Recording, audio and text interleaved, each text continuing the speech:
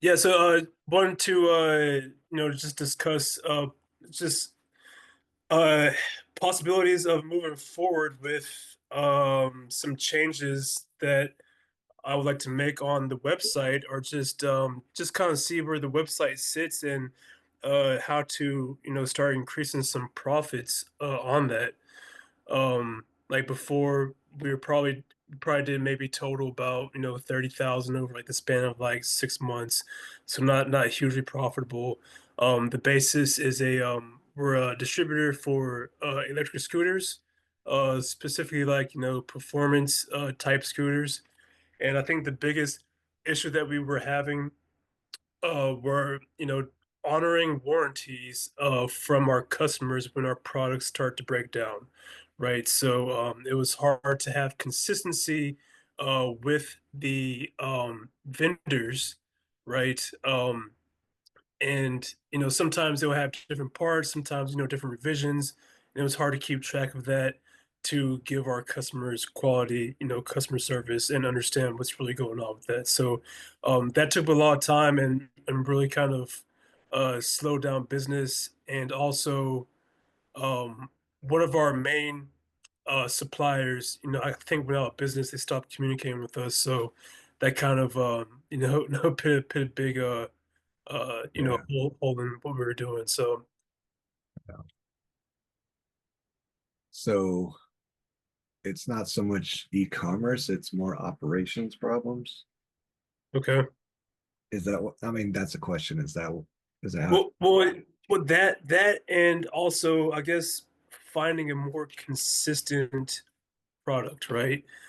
Well, yeah. So yeah, I'll guess on that question. Yes, it's more operations than e-commerce. Um, that's fine. I can help with that stuff too. yeah. So okay.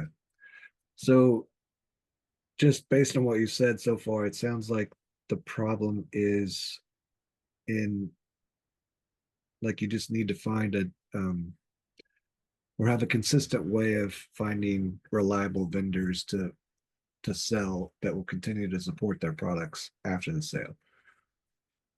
Yes, correct. And also I guess to uh kind of like down select that product or products that we should be selling, right? So we were selling like a bunch of different vendors, um, different manufacturers, but I'm not sure if the best route to go would be to, have, narrow down the selection, or maybe go into a completely different direction altogether, right? So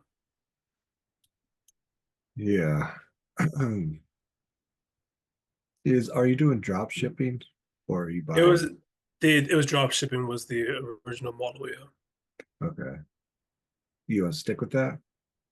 I mean, I'm not, if it's not the best model, I'm not, I, you know, I would go a different route for sure. It's just that by only doing drop shipping, you narrow your overall options.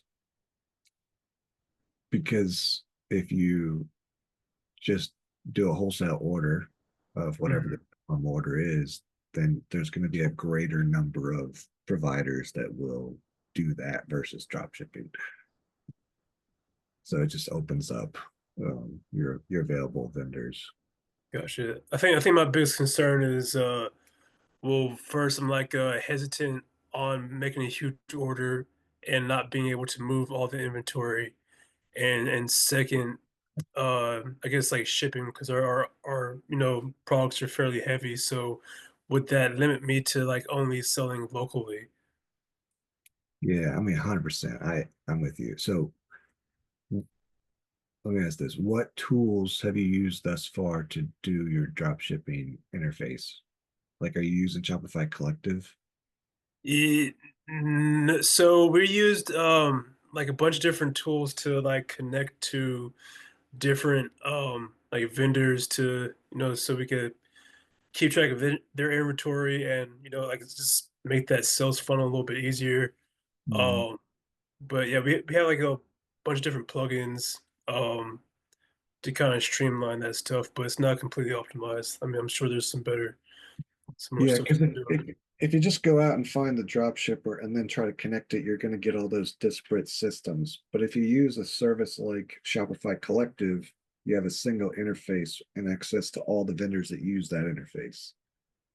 Another similar one is called Carro, Carro. It's at getcarro.com.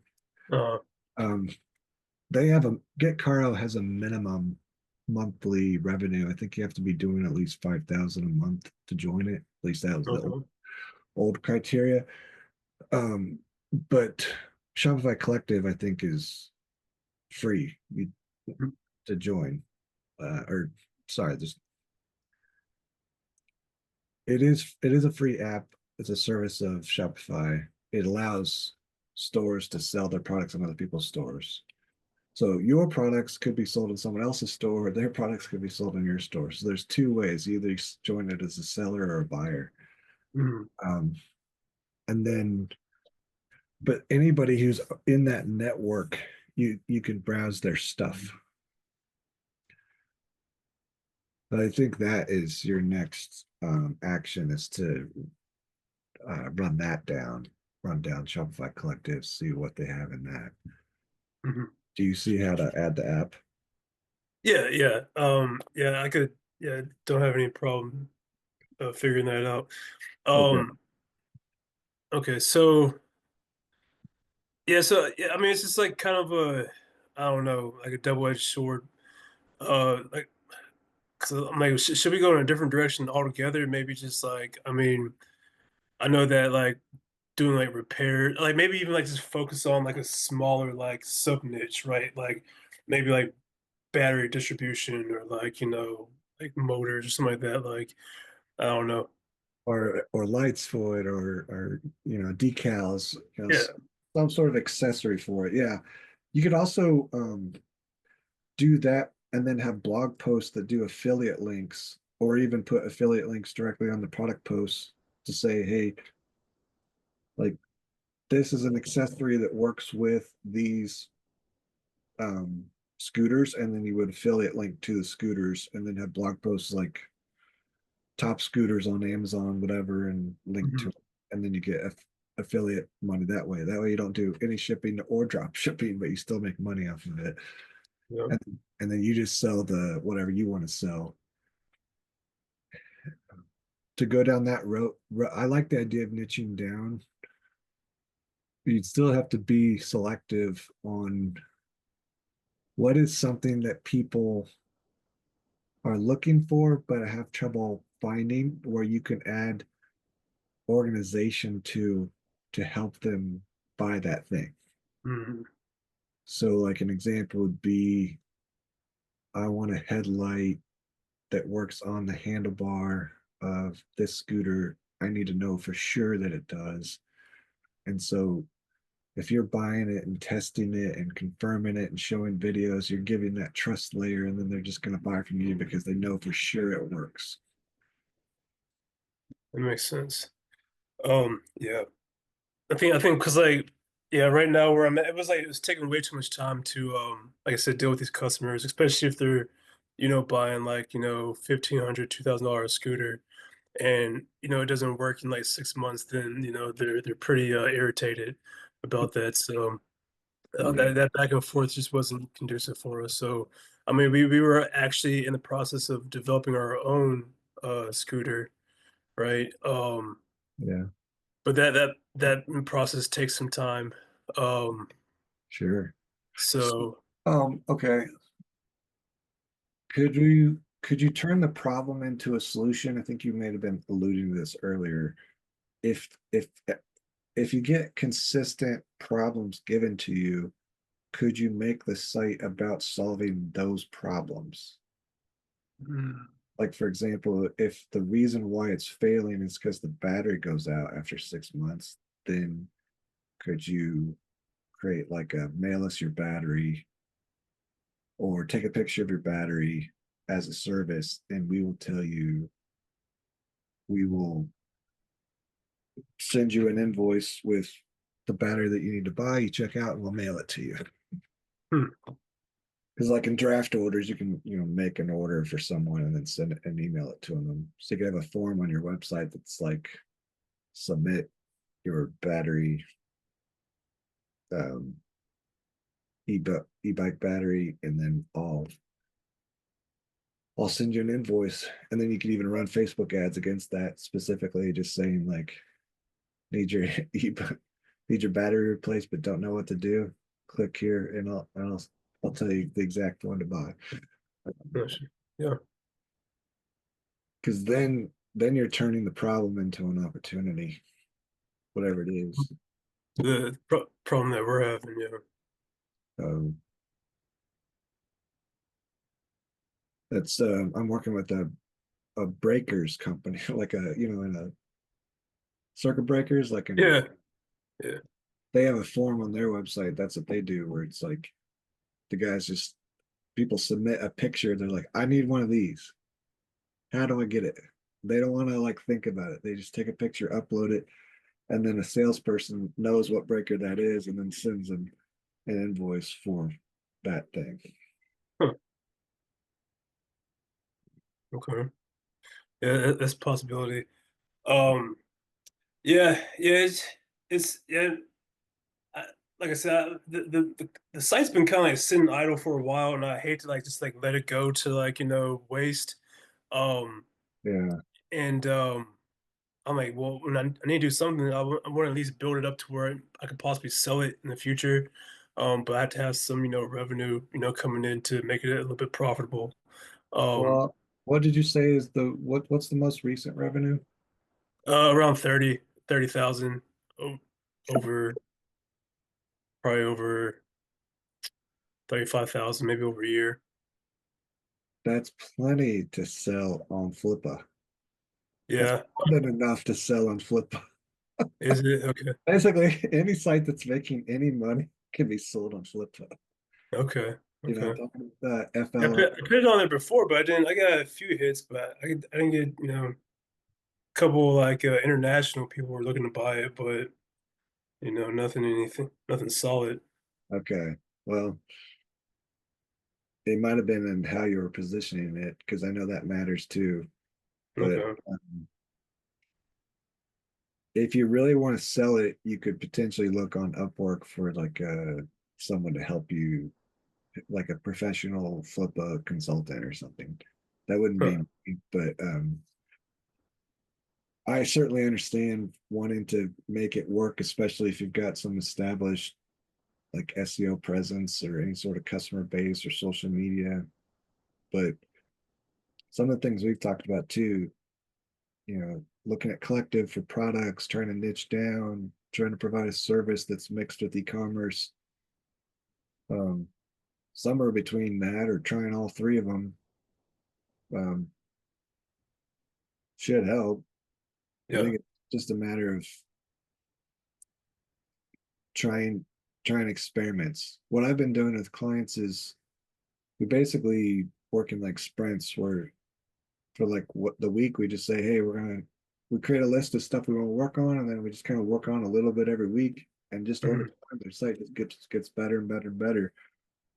So that's one way you could approach it is just say, um, this week I'm gonna just try to get on Collective and try to find some products, and next week I'm just gonna try to um, niche down into something, and the next week I'll set up a form and try to get see, and then after that I'll try to run a Facebook ad. Mhm. And then at the end of the month, you would know a whole lot more um, than you did at the beginning. Yeah. Yeah. Yeah. I agree with that. Yeah. If you want to work with me on it, we could do as little as an hour a week. Okay. Um, we could just meet and talk about what we're going to do, and then work on things together while we're together, and then we could you could go off and do your homework, and then we can meet again next week and regroup. So I have clients like that too that just basically use me as almost like a help them manage their workflow. Hmm. Not exactly like a project manager, more like a, Consultant. a consultant or collaborator. Yeah, yeah. Okay. That sounds good. Yeah, like I said, I just want to get. I hate to see it like go to the dumps. But at the same time, I don't see it. I think the biggest thing I was struggling with, I don't ever see it getting me to where I want to be at. As far as you know, like bottom line, right? I don't see it being like a $1 million business, right? Oh, Maybe 50, 60, 80, 100,000, but I don't see it ever really getting to like a million.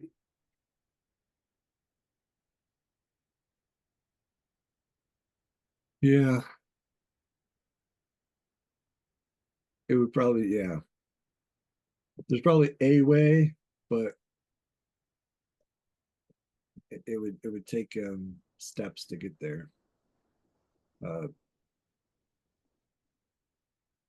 I mean, it happens all the time. I wouldn't immediately write yourself off because Yeah. it's a really big world, and the more niche down you get, and you can get an inroad into a market. Once you get an inroad, then you can start expanding again. It's called like land and expand. Mhm. So instead of like trying to sell electric scooters, you say, well, I'm going to sell headlights for electric scooters of this particular type. Mhm. That's all you do. And you become the number one for that. And then you say, okay, now I'm going to add another type. And then you say, I'm going to add another accessory. And over time, you become like the accessories guy for electric scooters. And then later on, you're like, and now we're introducing our own electric scooter. Yeah. So okay, yeah, I seen a company that did that with just tires, right? It's like the largest like scooter tire provider in the US. And I watched that happen within like 2 years, and so Yeah. I guess I see where you're coming from. So yeah, maybe we could find that niche or that, and see if we kind of just reformulate this whole thing and try to maybe get to like, you know, a better figure. Um, yeah, no, I would definitely try to do that for sure. If Yeah. you see it's possible, if you're like, hey man, I've been doing my research, to get to that point is going to take a lot of work through like, okay, well maybe let's do something else. But if you're like, okay, I see some holes in the market and you can exploit this and get, X, Y, and Z, then I'll definitely be all in for sure. Yeah. Can you go to a site called explodingtopics.com? Explodingtopics.com.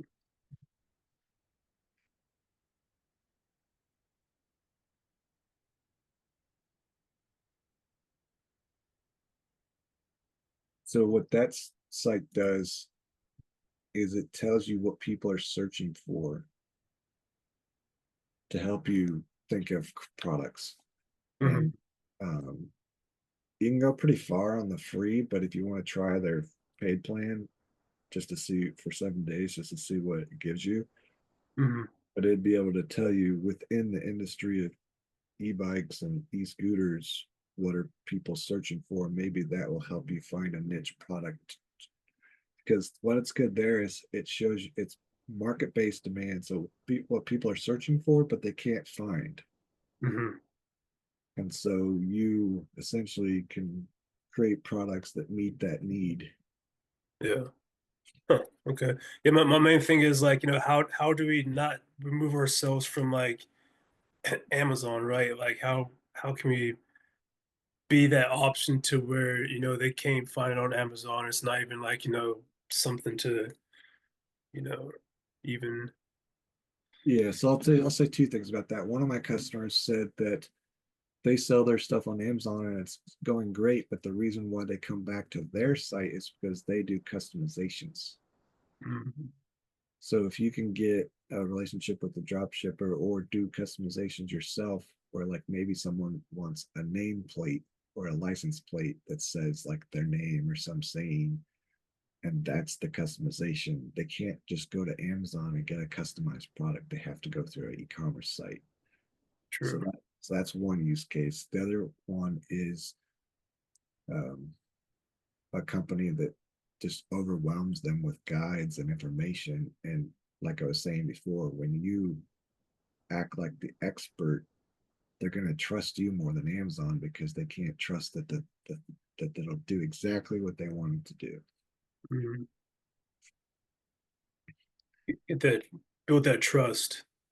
Yeah. Yeah, because you gotta think about it like you're solving a problem. So the more effort you think whenever you're setting up the site to say, how can my products be the answer to the problem? Then you take like it's a customer centric approach to e-commerce. You're thinking about the customer you're serving, the problem you're having, and how your products solve it. And as long as you're telling that story, you're more likely to sell. Sure. I Good got way to put it. yeah, I got to jump now to another call, but Yeah, yeah, yeah, absolutely. if you want to keep talking, like currently my I have a couple mornings free, and I have afternoons. I have a couple afternoons free in right now in my schedule. So I do e-commerce consulting full time during the day, but Okay. I do this type of consulting, mornings and evenings. So. Gotcha, gotcha. Okay, yeah, no, definitely, definitely, yeah. Let's I definitely want to try to circle back and see if we get, a little bit deeper into this. So Okay, cool, man. cool. Appreciate it. Yeah, nice meeting you. Talk to you later. You too. All right. Bye-bye.